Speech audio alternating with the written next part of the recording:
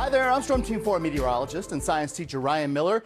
I've got your Science for Everyone segment, and look at this sunrise that we had just the other day. The beautiful colors, the red and the orange and the yellow, so prolific as we look towards sunrise or sunset here across the DMV in many ways. Let's talk about why our sunsets, or our sunrises for that matter, have these vibrant and brilliant colors, and it has to do with the rainbow. Red, orange, yellow, green, blue, indigo, and violet, the colors that make up white light, sunlight, these are all of the colors of the rainbow. And our atmosphere plays an integral role in allowing certain wavelengths of light to get through at times versus others. And it starts with when that sun is lower on the horizon. There's more distance between your eyeballs and that sunshine that's coming through the atmosphere. It's a lot more, it's thicker. And as it translates here, that sunlight that has the red or the orange or the yellow, because they're the longer wavelengths of light,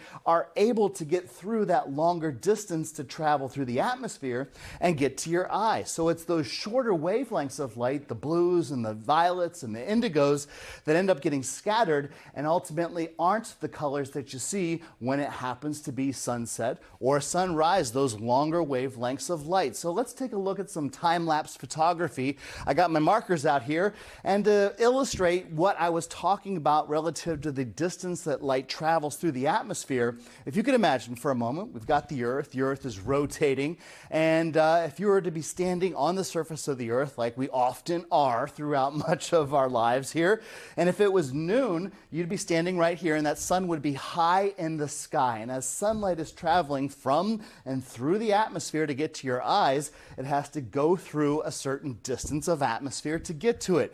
Well, 6 hours later, if you can imagine the Earth spinning and rotating, you are now down in this position, and sunlight has to travel through a larger amount of the atmosphere to get from space to your eye. And I measured it out. This is 3.5 centimeters right here, from the head, your head, to the top of the atmosphere. And 6 hours later, as your position changes on the surface of the Earth, there's more distance between your eyeballs and the top of the atmosphere. So it's that longer distance that allows for and lets that longer wavelength of light, the reds and the orange and the yellows, to get through and get to your eyes. And that is why our sunsets and our sunrises end up really brilliant with these colors that are showing up here in the sky.